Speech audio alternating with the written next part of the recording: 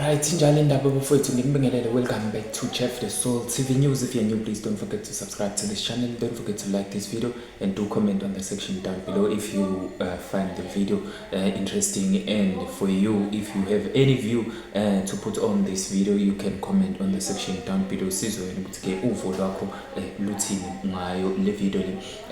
Bafowethu mina ngimbono iqhamuke uma izinto enjengalezi, but then ke mina ngokwami esengi content ngakho kakhulu because this person akafihliwe abamfihlile nani, but ke surely abanye babo bakhona khona la ngaphakathi ehall, yabo bayazi ukuthi ubani lona and futhi uhlala kuphi kanjani. So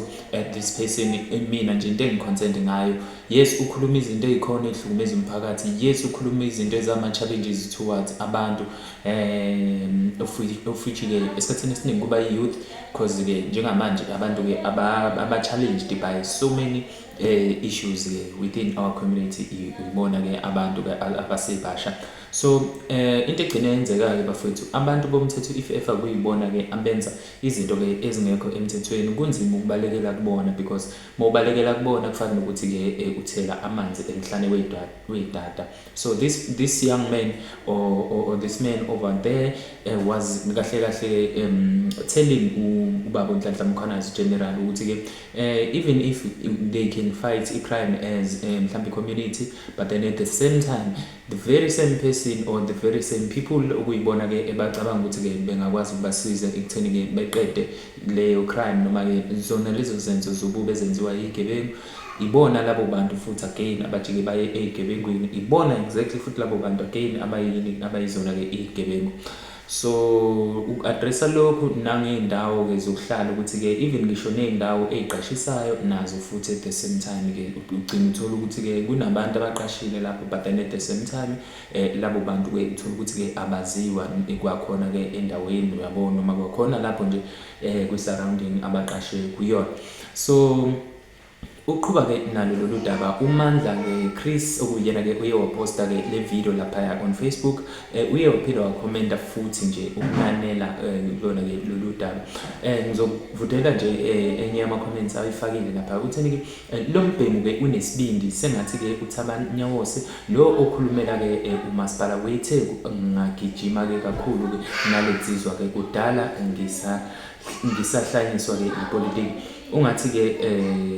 wakhula ke elusa ke amabhubesi la okuthiwa ke akuyiwa khona ila yena ke afuna ke ukuya khona ngqo esho yona ke lensizwa ebikhuluma khona la kuyona ke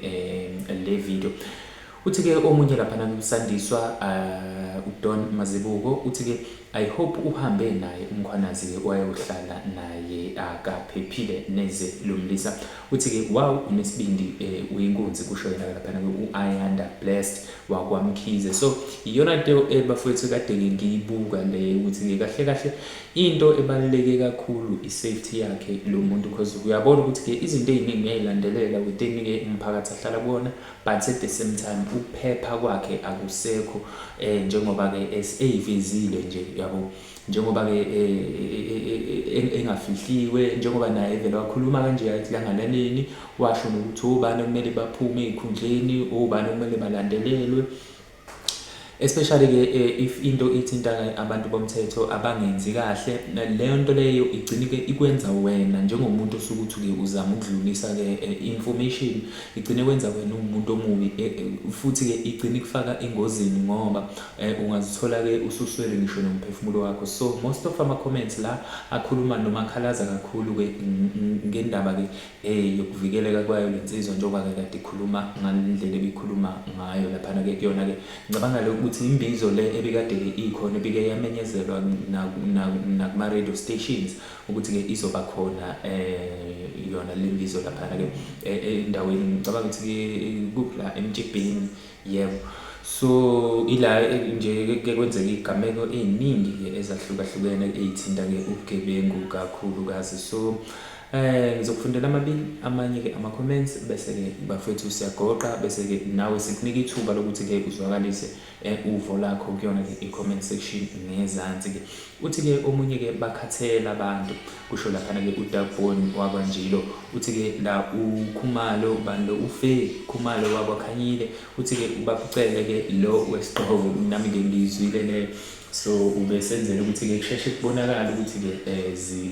imuphi lo baba ke ucele ke kukhulunywa kahle kahle ngaye you can also bafethu ke nawe ubeke nje kwi comment section okay thina ngakithi into esihluphayo kanje but then ke akukho lula ngenxa ukuthi ke iziphathimandla noma ke abomthetho ke abathenjiwe ibona bagcine ke benza izinto ezibheke eceleni ke sivale ke ngozama tembe othi ke ziqinisile usisi ke wabulawa ke umyeni wakhe salivula ke icala ke agwazelwa agwazelwa akaboshwanga embulala ke ekhulelwe 2013 sibonga ke umdali nje ngoba useyahlanya ke umbulala ushena ke lapha ke uzama tembe sivala ngaye ke uzama tembe lapha ke akisizwe thina ke lapho umbukela ukuthi wena lapho ukhona ke imuphi ke umbono wakho ongawufaka kuyona ke ngizothi kuyona le case noma ke kuyona ke le video danko